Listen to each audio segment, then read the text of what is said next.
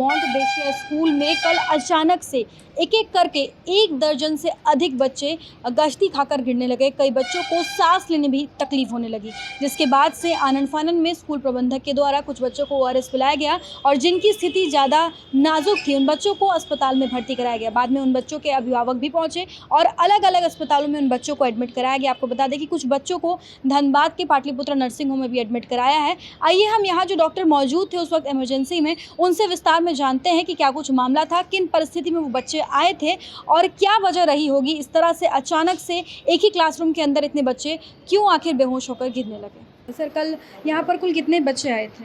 3 बच्चे। क्या क्या उम्र थी उन बच्चों की? 14, 15, 13 साल। रितिका कुमारी 13 साल, महजबी शेख 15 साल और मिस कोयल शाह 14 ईयर्स। क्या सिचुएशन था जब बच्चे यहाँ पर आए? कंप्लेन लेके आए कि कंप्लेन की सांस में तकलीफ़ हो रही है। तो घबराहट में ऐसे उनका यहाँ वाइटल्स नॉर्मल था, ऑक्सीजन लेवल भी जो है सब 98, 99 के ऊपर था।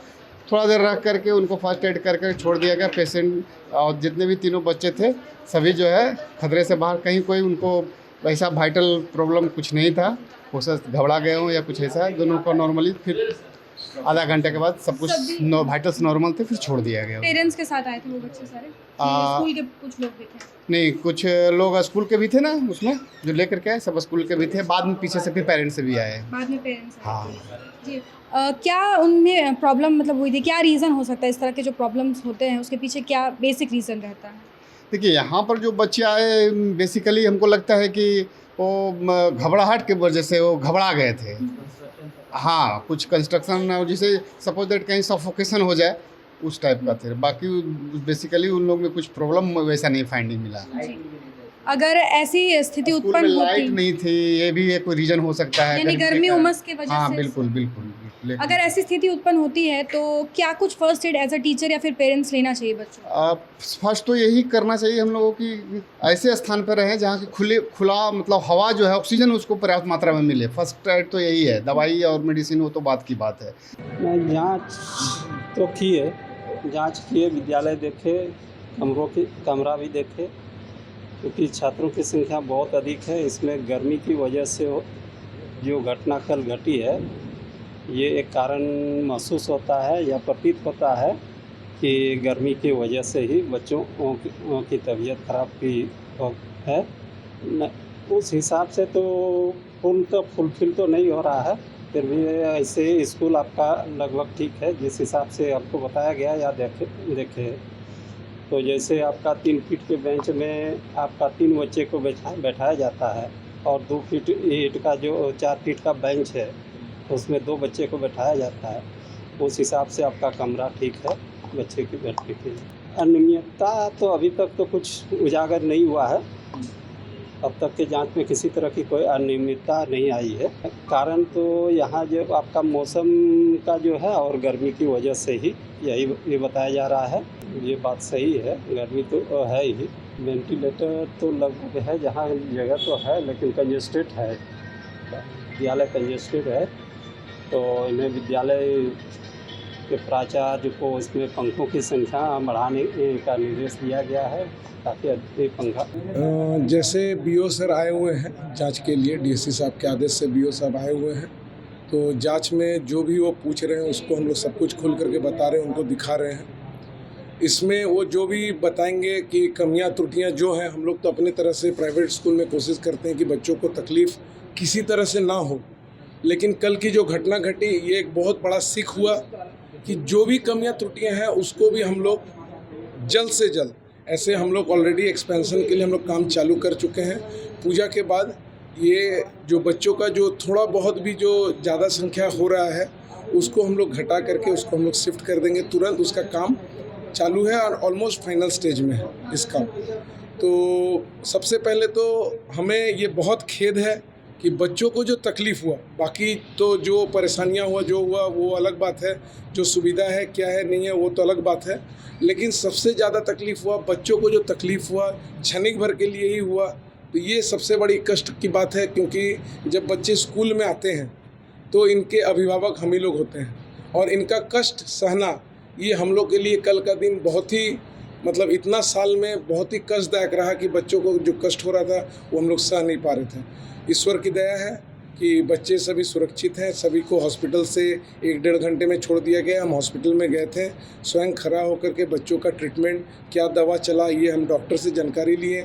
डॉक्टर से हम बात भी किए कि ये हुआ क्यों, क्योंकि इसका हम लोग का कोई जानकारी नहीं था ऐसा क्यों हुआ, क्योंकि इससे भी ज़्यादा गर्मी में हम लोग स्कूल चलाए हुए हैं।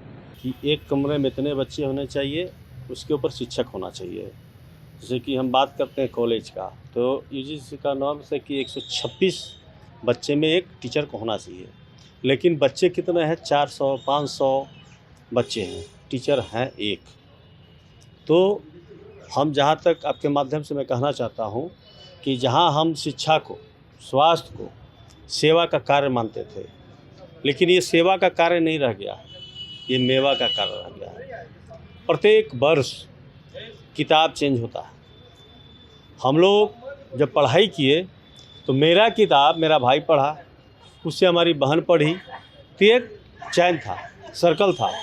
लेकिन नहीं, किताब चेंज, ड्रेस चेंज, मतलब एक व्यवसाय हो गया है। कुछ भी अगर बच्चों को सामान चाहिए स्कूल में उपलब्ध है, तो ये पूरा व्यवसाय है। बच्चों की चिंता नहीं है, चिंता व्यवसाय बढ़ाना है, उसकी चिंता है। जहाँ तक मेडिकल की हम बात करते हैं, किसी स्कूल में एक छोटा मोटा बॉक्स होगा, मेडिकल किट होगा, वो भी हमको लगता है कि वो कभी यूज नहीं होता, एक्सपायर हो गया होगा, ठीक है। तो लोग व्यवसाय कर रहे हैं।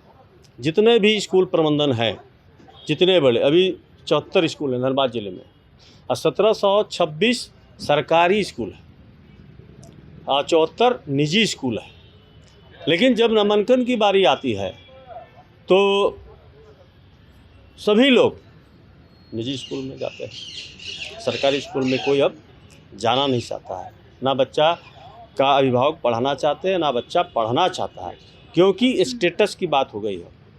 ये आप बिल्कुल सही कर रही हैं। ये प्राइवेट स्कूल कई ऐसे हैं जिनके यहाँ गवर्नमेंट से भी स्थिति बहुत ही बद से बदतर है। जहाँ तक माउंट ब्रिसिया का बात है, शिक्षा के क्षेत्र में उनका काफ़ी अच्छा रिजल्ट रहा है, परफॉर्मेंस रहा हुआ है, और बच्चे अच्छे रिजल्ट भी वहाँ से करते हैं। लेकिन उनके अंदर भी लाभ कमाने की मंशा हावी हो चुकी है, और इसी मंशा के तहत बच्चों को ठूस कर एक कक्षा में भरा जा रहा है। आज स्थिति खास करके कोरोना के बाद अदर जो एफिलिएटेड निजी विद्यालय हैं, उसका मांग जिस तरह से बढ़ा फीस को लेकर के, इसके कारण बहुत सारे बच्चे भागे। और ख़ासकर उस तरफ में राजकमल और एक अल्पसंख्यक विद्यालय जीजीपीएस को छोड़कर कोई विद्यालय नहीं है, और ख़ास करके माउंट ब्रिसिया इधर में, उधर तो कोई विद्यालय है ही नहीं। इसका फ़ायदा लेकर के काफ़ी बच्चों का नामांकन हो गया, और इतनी संख्या होने के बाद उनको व्यवस्था करनी चाहिए। एक रूम में कितनी बच्चे, तो 35 बच्चों पर एक टीचर होना चाहिए। एक सेक्शन में अधिकतम 40 से 45 बच्चे होने चाहिए। तो अगर उनको एफिलिएशन नहीं मिला है, अगर उनको रिकॉग्निशन नहीं मिला है, लेकिन उनको यूडाइस तो मिला हुआ है, तो डीएससी महोदय को तत्काल संज्ञान लेकर पूरे मामले की जांच करनी चाहिए। तो बिल्कुल आपने देखा कि किस प्रकार से स्कूल में 1 दर्जन से अधिक बच्चे बेहोश हो गए। इसके पीछे वजह ये बताई गई है कि एक ही क्लास में काफ़ी संख्या में बच्चे थे और पंखा नहीं चल रहा था, इलेक्ट्रिसिटी नहीं थी। गर्मी की वजह से, सफोकेशन की वजह से कई बच्चे घबरा भी गए थे और कई बच्चे बेहोश हो गए थे।